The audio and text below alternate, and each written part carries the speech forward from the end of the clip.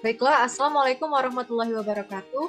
Waalaikumsalam Waalaikumsalam warahmatullahi warahmatullahi wabarakatuh. wabarakatuh. Perkenalkan, kami dari kelompok 3, kelas Indralaya A akan mempresentasikan lembar kerja mahasiswa mata kuliah biokimia yang diampu oleh Bapak Dr. Andes Madi Sukaryawan MSI PhD dan Ibu Dr. Diah Kartikasari MSI. Sebelum itu, perkenalkan dulu kami dari kelompok 3 dengan saya sendiri sebagai moderator, Najwa Putri Ikhtiarani, dan rekan saya sebagai pemateri. Yaitu saya sendiri, Muhammad Al-Tarik.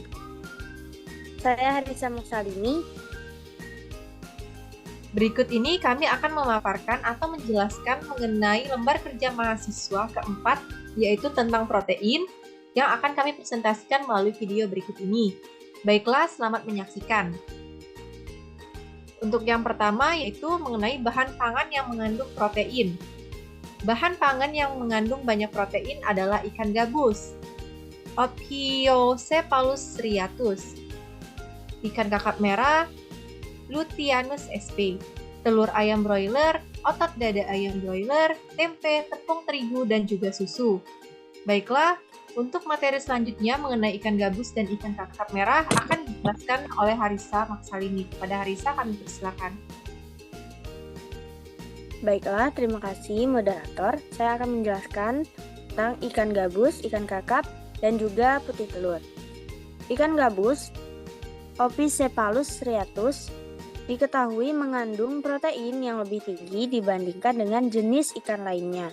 Kadar protein ikan gabus mencapai 25,5% lebih tinggi dibandingkan protein ikan bandeng, ikan emas, dan ikan kakap, maupun ikan sarden.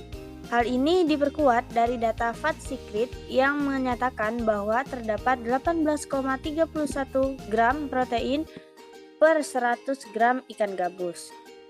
Yang selanjutnya adalah kakap merah. Luteanus sp mengandung protein sekitar 33% dari nilai kebutuhan harian yang direkomendasikan.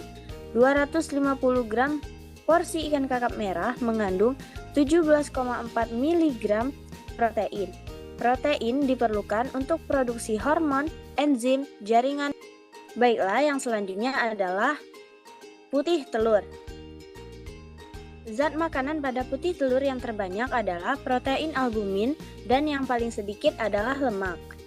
Dalam telur, protein lebih banyak terdapat pada kuning telur, yaitu sebanyak 16,5%, sedangkan putih telur itu sebanyak 10,9%. Di sisi lain, hampir semua lemak terdapat pada kuning telur, yaitu mencapai 32%. Putih telur merupakan sumber protein, sedangkan kuning telurnya adalah sumber lemak. Hal ini diperkuat dari data Fat Secret yang menyatakan bahwa terdapat 10,86 gram protein per 100 gram putih telur matang. Baiklah, saya kembalikan kepada moderator. Baiklah, terima kasih kepada Harisa Maksalmi. Selanjutnya kami akan menjelaskan mengenai dada ayam dan juga tempe. Nah, di sini kadar asam amino non-esensial pada produk olahan daging ayam kampung dan broiler lebih tinggi dibandingkan kadar asam amino esensialnya.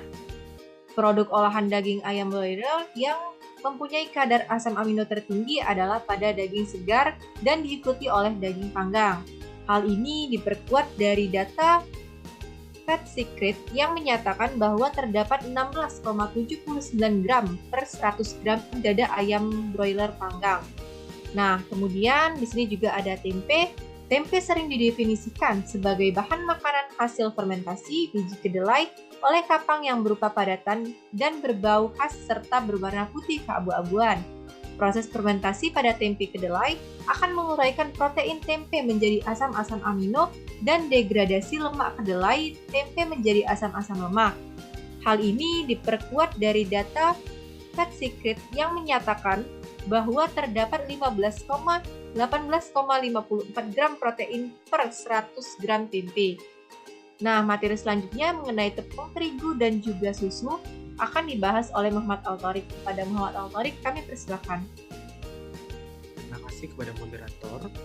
Berikutnya adalah tepung terigu. Tepung terigu mempunyai protein yang tinggi karena mengandung gluten dan gliadin serta asam amino lainnya. Adapun kandungan protein di dalam 100 gram tepung terigu adalah 10,33 gram seperti dilansir dari laman Fat Secret. Sedangkan protein susu merupakan kelompok molekul yang sangat heterogen, terdiri dari 5 kategori, yaitu kasein, protein whey, protein globul lemak susu, enzim, dan protein minor lainnya. Protein utama adalah kasein dan protein whey. Kasein merupakan fosfoprotein paling dominan yang terdapat pada susu. Di dalam susu, sekitar 80% dari proteinnya adalah kasein yang biasanya berupa garam dari kalsium. Protein susu bukan hanya berfungsi sebagai asupan kecukupan gizi, tapi juga fungsi lainnya. Salah satunya adalah sebagai antimikrobia. Protein antimikroba utama dalam susu adalah imunoglobin, laktoferin, laktoperoksidase, dan lisozim. Mekanisme antimikrobial imunoglobin G, imunoglobin M, dan imunoglobin A sekretori melibatkan reaksi antigen-antibodi. Susu bukan hanya mengandung protein dengan manfaat, melainkan juga mengandung protein alergen. Susu sapi mengandung lebih dari 20 protein alergen yang dapat menyebabkan reaksi alergi. Kebanyakan penelitian mengungkapkan bahwa kasein dan beta-laktoglobulin merupakan alergen utama dari susu sapi. Di dalam 225 gram susu full cream terdapat 5 gram protein seperti dilansir dari laman Fat Secret. Baiklah, saya kembalikan kepada moderator. Baiklah, terima kasih kepada Muhammad Al-Tariq. Selanjutnya mengenai alat dan bahan yang akan digunakan akan dibahas oleh Harisa Maksalini. Kepada Harisa kami persilakan. Baiklah, terima kasih kepada moderator. Selanjutnya saya akan menjelaskan tentang alat dan bahan yang kami pakai, yaitu yang pertama ikan gabus, yang kedua ikan kakap merah, yang ketiga telur ayam broiler, yang keempat otot dada ayam broiler, yang kelima tempe, yang keenam tepung terigu, yang ketujuh susu, yang kedelapan kamera atau smartphone, yang kesembilan itu talenan, yang kesepuluh itu sendok, yang kesebelas gelas, dan yang terakhir adalah piring. Baiklah, saya kembalikan lagi kepada moderator. Baiklah, terima kasih kepada Harisa Maksalini. Selanjutnya kami akan membahas soal-soal di aplikasi dalam lembar kerja mahasiswa. Yang pertama akan dijelaskan oleh Muhammad Al-Tariq. Kepada Muhammad Al-Tariq kami persilakan. Baiklah, terima kasih kepada moderator.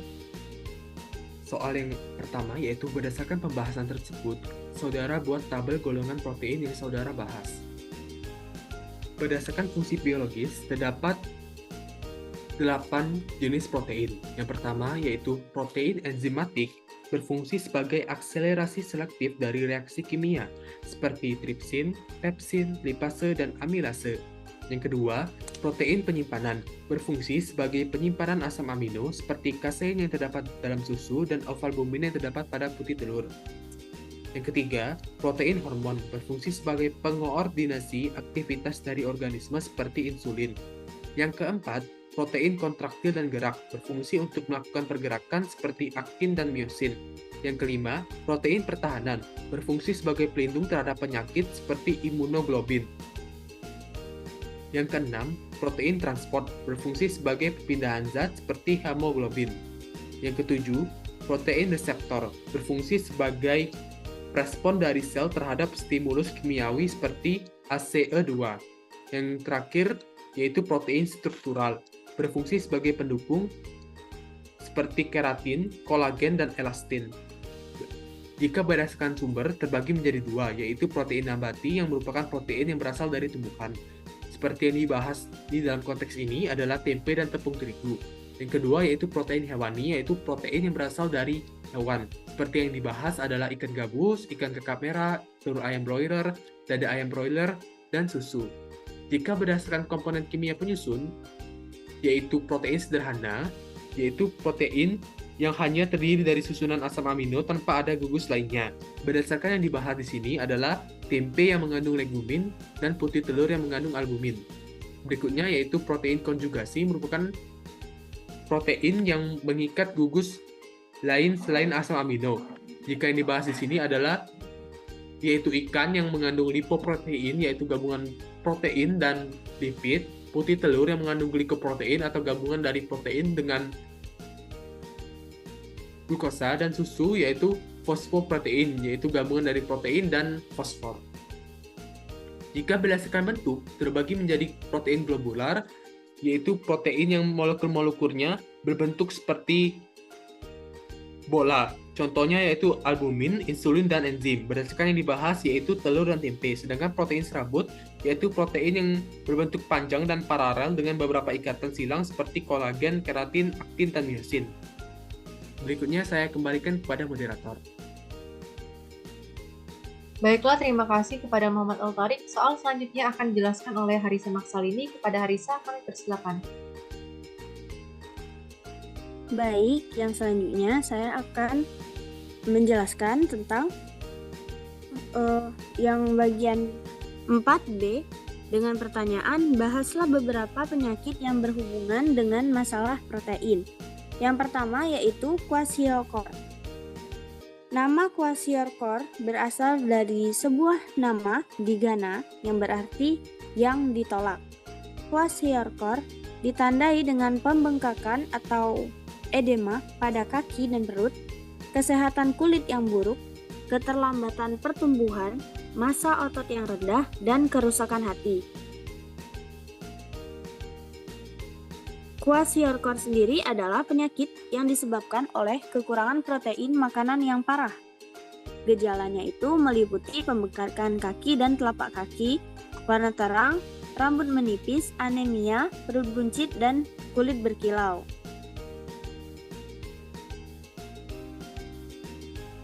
Selanjutnya, yang kedua yaitu marasmus.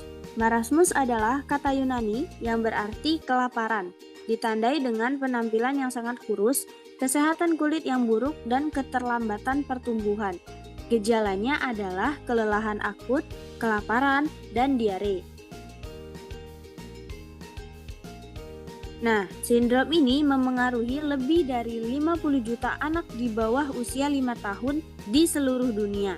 Berat badan anak-anak dengan marasmus bisa sampai 80% lebih rendah dari anak normal pada usia yang sama. Baiklah, saya kembalikan kepada moderator. Baiklah, terima kasih kepada Harisa Maksalini. Nah, dari penjelasan yang dibahas oleh Harisa tadi, maka di sini bagian C yaitu bahasa bagaimana cara mengatasinya. Kwashiorkor dapat diperbaiki dengan mengonsumsi lebih banyak protein dan lebih banyak kalori secara keseluruhan, terutama jika pengobatannya dimulai sejak dini. Pengobatan awal marasmus sering berupa susu bubuk skim kering yang dicampur dengan air matang. Kemudian, mengobati infeksi dan masalah kesehatan lainnya dapat membantu memberi pasien kesempatan terbaik untuk sembuh. Baiklah, untuk soal selanjutnya akan dijelaskan oleh Muhammad Al-Tariq. Kepada Al-Tariq kami persilakan. Baiklah, terima kasih kepada moderator. Jadi soal yang keempat adalah jika protein yang saudara bahas merupakan tetrapeptida yang disusun oleh asam amino tirosin, histidin, serin, dan triptofan, maka tuliskan beberapa kemungkinan struktur protein yang terjadi. Untuk itu, kita dapat menganalisisnya berdasarkan secara matematis, yaitu dengan 4 faktorial, dengan kata lain 4 dikali 3 dikali 2 dikali 1, sehingga menghasilkan 24 kemungkinan struktur protein sebagai yang di tabel berikut.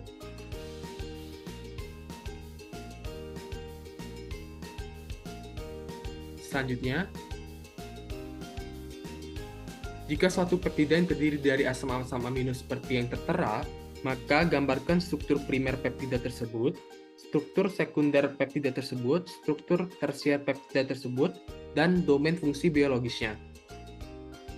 Di sini, untuk struktur primer, kami menggunakan perangkat lunak Avogadro yang menghasilkan citra sebagai berikut. Dapat dilihat bahwa bentuk asam aminonya hanya berupa rantai yang lurus dan tidak ada ikatan-ikatan yang terjadi. Bentuk selanjutnya juga sama, protein sekunder kami menggunakan perangkat lunak Avogadro yang pertama itu adalah bentuk alpha helix. Bentuk alpha helix ini adalah bentuk seperti helix atau kayak gulungan itu karena hasil dari ikatan hidrogen di antara pengulangan konstituen polipeptida. Yang berikutnya juga sama, protein sekunder untuk lembaran beta atau beta sheet, yaitu protein sekunder yang bentuk lembaran. Adapun untuk struktur protein tersier, yaitu struktur protein yang ditentukan oleh struktur protein primer. Dengan kata lain, protein tersier adalah keseluruhan bentuk dari polipeptida yang dibentuk dari interaksi gugus asam amino dari variasi asam amino. Ikatan yang menstabilkan struktur tersier adalah jembatan disulfida, interaksi hidrofobik, ikatan hidrogen, dan reaksi ionik. Struktur tersier berwujud 3 dimensi.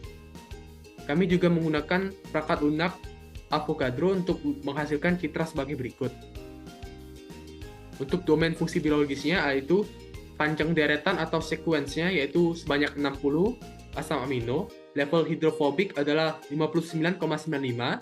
Level GRAVY adalah minus 0,04. Massa molekul relatif atau MR sama dengan 6.907,0813 gram per mol. Sedangkan MR monoisotopiknya yaitu 6.902,3412. Sedangkan pH isoelektrik secara teoritis yaitu 8,6. Untuk tahap sintesis atau pemurniannya sedikit sulit. Untuk tes SRM atau MRM itu tidak sesuai karena beberapa struktur polipeptida tersebut. Berikutnya, penentuan asam-asam amino dari suatu protein dilakukan sebagai langkah berikut.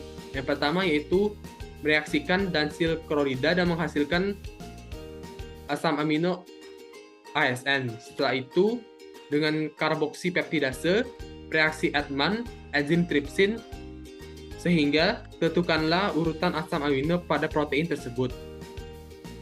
Dapat dilihat di sini terdapat hasil akhirnya yaitu 30 sekuens dari asam amino. Sekuens asam amino itu ada sebagai berikut. Dapat dilihat pada tampilan PPT. Baiklah, sekian dari saya kembalikan kepada moderator. Baiklah, terima kasih kepada Muhammad Ulfarik. Mungkin itu saja hasil pemaparan materi dari kami tentang lembar kerja mahasiswa.